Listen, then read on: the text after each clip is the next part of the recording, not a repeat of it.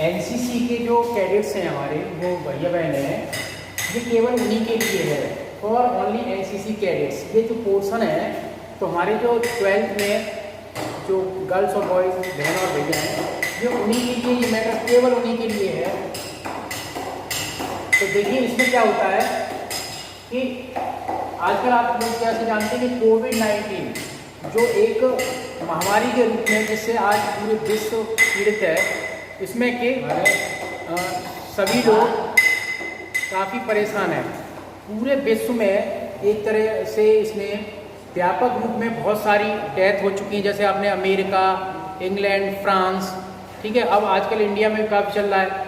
तो ये इस तरह महामारी जो है, एपिडेमिक, ये 2020 में जो आई है, तो वैसे हम इतिहास उठा के देखते हैं तो हर 100 साल पीछे कोई ना कोई, कभी प्लेग, कभी स्पेनिश फ्लू, इस तरह की महामारी जो है वो आती रही है। लेकिन 2020 में जो ये महामारी चाइना से स्टार्ट हुई, जिसको आजकल चाइना जो है पूरे वर्ल्ड में ब्लैक बना हुआ है, इसी के कारण बना हुआ है क्योंकि कहा जाता है कि उसकी लैब में से इसका प्रोड्यूस हुआ।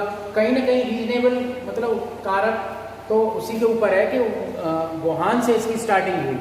और सबसे बड़ा दोष है कि उसका ये कि उसने सही समय पे विश्व को उसने इसकी जानकारी नहीं दी। अगर वो जानकारी दे देता तो लोग और थोड़ा अपने आप को उसका रोकथाम कर पाते, उसका एहतियात बरतते, जैसे कि सोशल डिस्टेंस और इस टाइप से गैदरिंग नहीं होती पीपुल की, तो इस टाइप से काफ़ी मौत से बचा जा सकता था। आज इसने विश्व की काफ़ी जनसंख्या जो है, जैसे कि आपने देखा होगा इंग्लैंड है, अमेरिका है, यहाँ तो वैसे भी जनसंख्या काफ़ी कम है, मतलब कम है उनके एरिया के हिसाब से, क्षेत्रफल के हिसाब से काफ़ी कम है, लेकिन वहाँ भी लाखों की संख्या में मौत हो गई।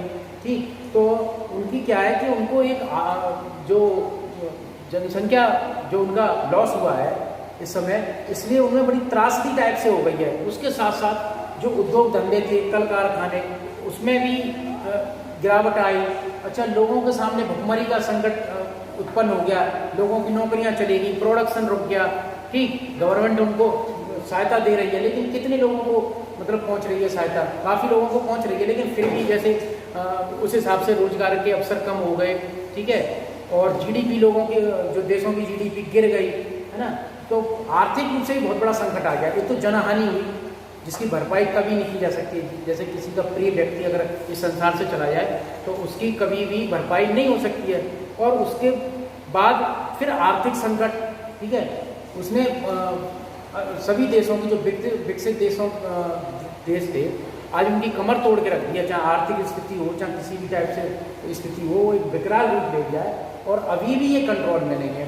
आज भी इसके केस धीरे धीरे काफ़ी बढ़ते जा रहे हैं। ठीक है, देखिए हमारे आदरणीय प्रधानमंत्री जी श्री नरेंद्र जी मोदी जी ने बहुत पहले से ही सही कदम उठाए, ठीक है, और लॉकडाउन के तहत और उस टाइप से काफ़ी वो किया गया, लेकिन फिर भी आज भी हमारे बॉम्बे में, मुंबई में, जिसका नया नाम मुंबई है, मुंबई और दिल्ली में जो है वो स्थिति काफ़ी विकराल हो गई है ना।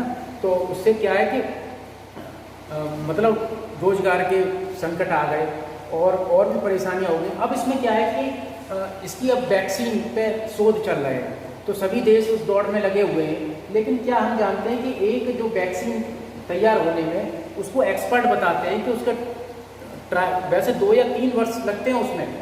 अगर आप कितने हम जल्दी करें तब भी 1 वर्ष का टाइम तो लग ही सकता है। वैसे वो मार्केट में भी कुछ ट्रायल पे चल रही हैं, देखिए उसके कई चरण होते हैं। पहले एक बार कुछ लोगों पे ट्रायल होता है, फिर उनकी संख्या बढ़ा के ज़्यादा की जाती है, फिर इसके कई चरण होते हैं। तो उसमें करीब 6 से 1 साल तो उसकी ट्रायल में ही लग जाता है। लेकिन फिर भी विभिन्न देश जो है दिन रात एक किए हुए वैज्ञानिक कि कैसे भी इस महामारी को हम दूर कर सकें और इससे जो संसार में जनहानि हो रही है और उससे परेशानी हो रही है, उसको हम उससे बच सकें। हमारे जो पुलिस के व्यक्ति हैं या जो समाज में किसी भी वर्ग के व्यक्ति हैं जो आज समाज सेवा के रूप में लोगों की सहायता कर रहे हैं, ठीक है, चाहे आर्थिक रूप से, चाहे उनको भोजन के माध्यम से, किसी प्रकार से। डॉक्टर हैं, रात दिन सेवा कर रहे हैं, उनके छोटे छोटे बच्चे हैं और वो उनको उनसे दूरी बना के ही रख पा रहे हैं, ठीक है, पुलिस वालों को अपनी ड्यूटी दे रहे हैं निरंतर। तो ऐसे सभी मिलके, ऐसा देशभक्ति का उदाहरण बहुत या तो वार के युद्ध के टाइम पे आता हो, ये भी एक युद्ध से कम नहीं है, ये भी एक युद्ध से कम नहीं है।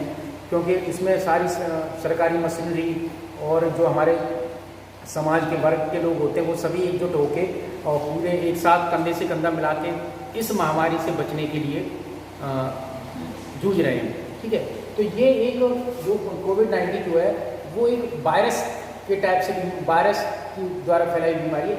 ये क्या है कि इसमें निमोनिया टाइप से हो जाता है। जैसे आपने देखा फ्रीजर में बर्फ़ जम जाती है, उसी प्रकार की जो हमारी बॉडी है, लंग्स वगैरह वो एकदम चौक हो जाते हैं, वो एकदम पूरा जाम हो जाते हैं, बर्फ़ जैसी पूरे उसमें जम जाती है, जिससे कि व्यक्ति को सांस लेने में दिक्कत होती है। तो अगर लास्ट ज़्यादा स्टेज बिगड़ जाती है तो उसको वेंटिलेटर पर रखा जाता है, उसको कृत्रिम सांस दी जाती है और इसकी कोई दवाई न होने से वो एहतियात के रूप में आप दे सकती हो। ठीक है, बाकी इसकी अभी कोई दवाई या उसका वैक्सीन तो आया नहीं है ना, तो इसका बचावी सुरक्षा है, कम से कम लोग संक्रमित हों, एक दूसरे संपर्क में नहीं आए। ठीक है, और बाकी जो इम्यूनो पावर होती है, उस इम्यूनो पावर से ही हम उससे बच सकते हैं।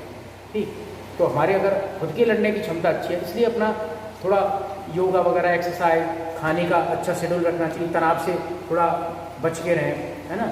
इस टाइप से जो है तो हम इससे लड़ सकते हैं। ये आज जो आपदा है इसको सभी लोगों को मिल बांट के एक तरीके से कंधा मिलाकर और इस बीमारी से बचना चाहिए। तो ये कोविड-19 की जो टॉपिक था वो इस तरह क्लियर होता है। और ये जो हमारे जो है ये ओनली फॉर एनसीसी कैडेट्स, वैसे जीके के लिए आप कोई भी उसको भैया बहन पढ़ सकते हैं, देख सकते हैं, लेकिन मुख्य रूप से ये एनसीसी कैडेट्स जो है उनके लिए टॉपिक है, क्योंकि उनके ये सिलेबस का एक हिस्सा है। ठीक है।